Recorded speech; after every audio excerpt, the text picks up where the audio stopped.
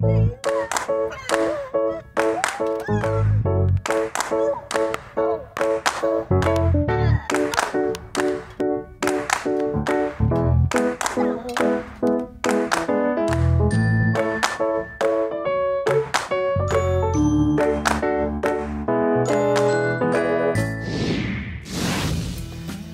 there, my friends, it's the Game Boy Geek. Today we're going to look at what my favorite games of 2013 were. Now, if you look behind me, you're used to seeing a bunch of boxes there. If you have a good memory and you've watched some of my recent videos, you might be able to figure out which boxes are gone before I even tell you. Or maybe not. Anyway, let's get started. We're going to go through 10 to 1. Here's my favorite games of 2013.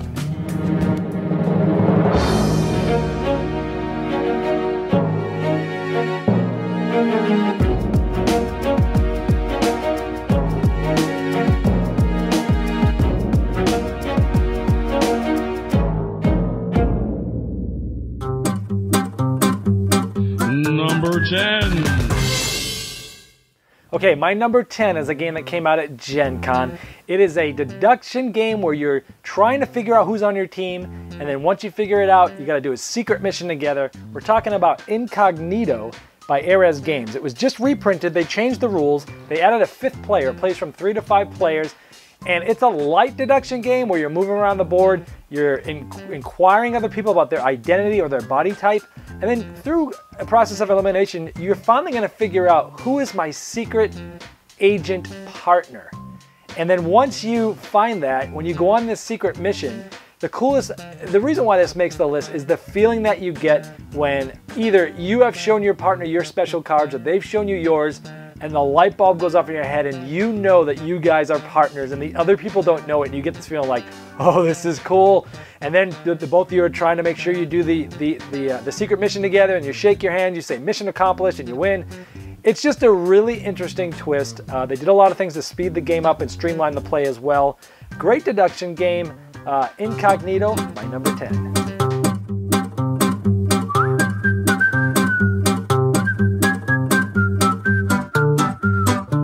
Number 9.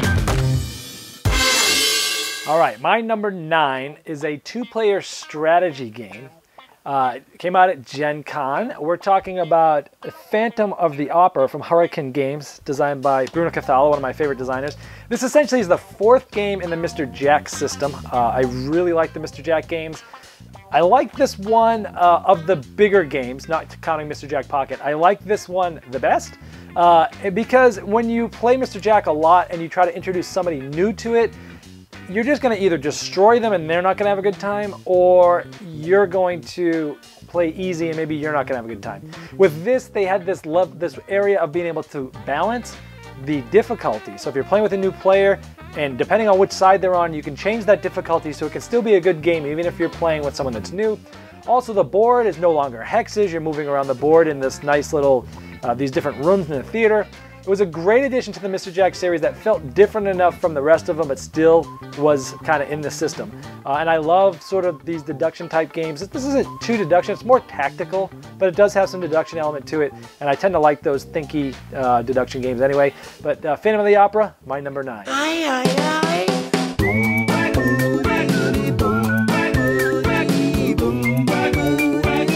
Number 8. All right, my number 8 is a very colorful pick up and deliver game. It's sort of a light medium to medium weight game where you're going around the 5 villages called Cinque Terre from Rio Grande Games. And this is a game where you're going around, and the reason why I like this one so much is the variability of setting up the board. Every time you set up the game, the different vegetables are going to be able to be sold in different areas. Not only are they in different areas every game, but the values of them are different. So every time you play this game, it's going to be completely different. The other thing I really liked about this game is there's these orders that everybody can see. And when you get those orders, you can choose to take a hidden order. So there's some common goals that everybody are shooting for, so you can look around and see what vegetables and what places other people have. You can see who might be going for what. And then, you can grab it, and then you have these hidden goals, which are always fun to me when you have open goals and hidden goals. I tend to like those type of mechanics. And it just felt right. To me, those little open goals really felt a lot like Ticket to Ride in that aspect, where if you had a long train in Ticket to Ride and you pick up some train cards and you're trying to get some short ones that already pretty much either already are on the board or very close, same type of thing where you've you've dropped off a certain amount of vegetables in certain cities and you're going to get these other orders and hopefully some of them overlap. So if you like that part of Ticket to Ride, you're going to like that part of this game. And between that and the variability of the setup and the colorfulness and the lightness, even though it's sort of a little thinkier than you think it will be, it's definitely a very fun game, probably my favorite pick up and deliver game, Cinque Terre.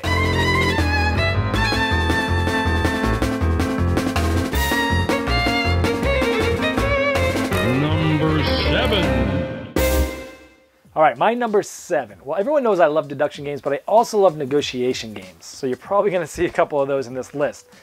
This is a game where you're starting businesses. You're then negotiating about which type of things are being consumed, meaning which people are going to get money for their businesses. Then you're running for president. You're becoming president. You're invoking laws. Maybe you're doing what you said you'd do. Maybe you didn't. It's just a fun negotiation game called Corporate America from Nothing Sacred Games. It says 90 to 120 minutes. It does take, that's pretty accurate. It usually takes us close to 2 hours to play the game. 3 to 6 players. It's just a very, very fun negotiation game. We've had a blast with this. It's not too confusing. The mechanics are pretty streamlined, so it's pretty easy to teach the first time through. Plus, you're doing the same thing over 3 rounds, but they're always sort of different. The stakes get higher. And it's sort of a lighter negotiation game where it's there. You know, you have some levers, but it's not infinite. So it's somewhat structured, which is okay in my book if they do it right, which in my opinion they did. And we just had a blast with this game every time we've played it, and it's one of those ones that everybody keeps asking to come out again. Corporate America, great negotiation game, very underrated.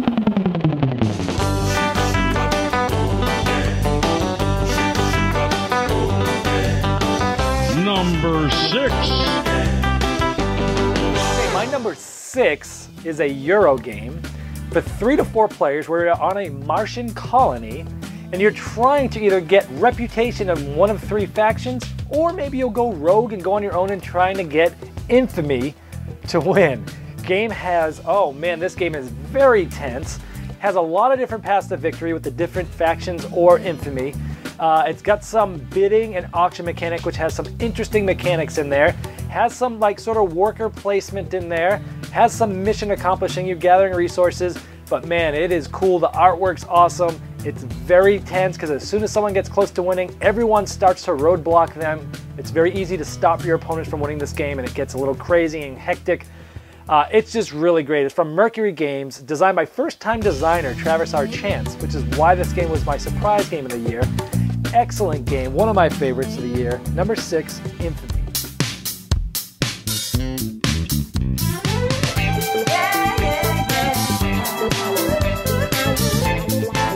Number 5. All right, my number 5 is a game that just came out at the end of the year, but it is fun. It is a blast. It's good for gamers. It's good for family. It's got great components. It's more thinky than it looks. We're talking about Steam Park from Yellow. Cranial Creations and Yellow. Man, this game, 2 to 4 players, takes 60 minutes to play, and there's so many different ways you can go. It's so fun to build the rides, and you're drawing people out of a bag, trying to put them on your rides, and there's all different things you can do with the dice. Then it has this fast dice roll mechanic where you're trying to roll really fast to get what you need, because the faster you finish, the better you're going to have. You're going to have less dirt in your park. And dirt is bad because at the end of the game, if you have too much, you lose automatically. Or if you have a lot of it, you get a lot of negative points. So it has this interesting speed mechanic where you're trying to do everything fast. And then as you're resolving your ideas and trying to figure out your park and getting rid of dirt and putting there, you can also put these different stations around, these different tents that do different things like security and info, and they give you different special abilities. It's just an excellent game that is very fun to play. Steam Park, my number 5.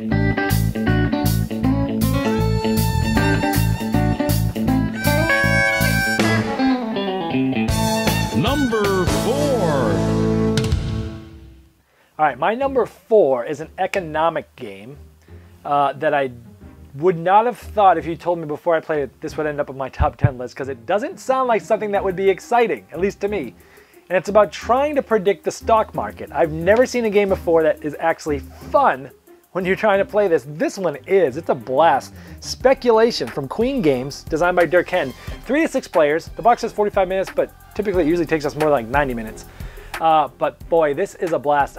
You can actually turn something as stale as trading, buying low, selling high, into a very fun game.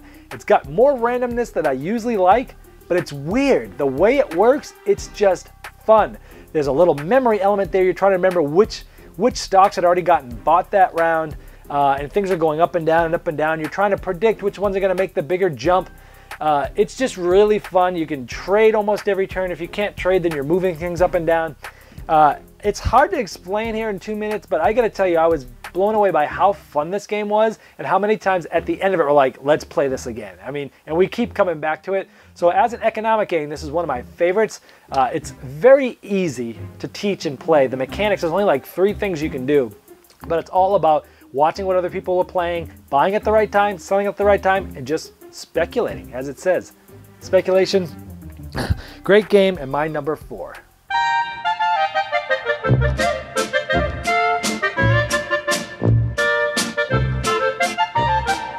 Number 3.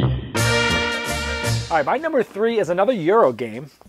It's from 3 to 5 players, 90 to 120 minutes. We're talking about Francis Drake here. I really liked this game. What I liked most about it was in the first phase, the provisioning phase, where you're going in and you're gathering resources. It's that little bit like press your luck, because you can't go backwards. So it's, do I want to jump ahead and miss a lot of good stuff to get the thing I really want? Or is that person going to jump on the spot that I want? And then every round, the order of those things change. So every time you play the game, it's going to be quite different. It won't really feel the same. And then in the sailing phase, you're placing these discs as the order and the places that you're going, but you can put priorities on them. And I really loved the tension in this game. You always felt like you wanted to be able to, you wanted to do more things than you could. And then the tension of when all the discs are there from all the other players, you're looking at who's in the same spots as you, and you're wondering, oh man, did I get there before them? I really need that spot. And when as the discs are getting flipped over, it's just a lot of tension. So it's a medium weight Euro. I really liked it. I liked the way the theme sort of fit mechanics. The components are great. The artwork was great. And I loved that sort of 2 different feelings in the game. The first half of each round was that provisioning that felt very interesting and it's different. And then the second half was just full of tension. Really great game. My number 3, Francis Drake.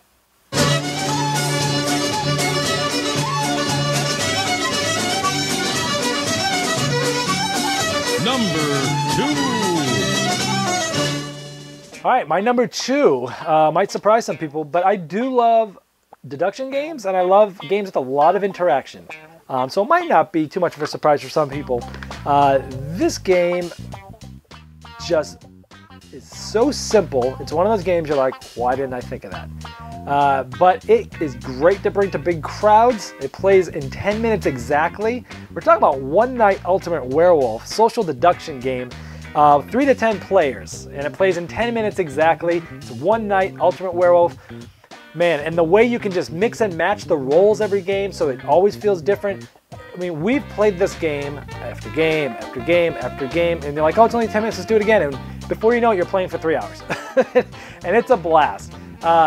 You know, if you're playing it brand new and nobody has played it before, it will take a few plays to be like, I don't get this. How does this work? We don't know anything about each other. How does this work? But after you've played it a while, or if you're playing with people that have played it before and they can kind of help you through it, it's interesting how this organically, through conversation, you find out what happens. And sometimes you want to, you know, say who you are right away and claim it.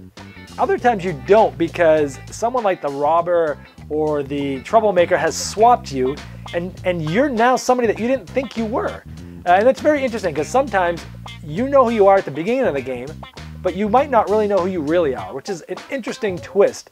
Sometimes it can be frustrating, but sometimes it's hilarious, and different people get swapped roles and they think they know who they are and they're claiming this. It's very good. If you like the Resistance Avalon or any of those other social deduction games, this one is a must have, because it is so just very different from that. It scratches a different itch, but it's still in the same vein of social deduction.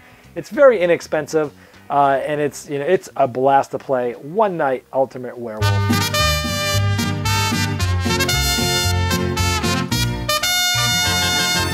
And finally, number 1.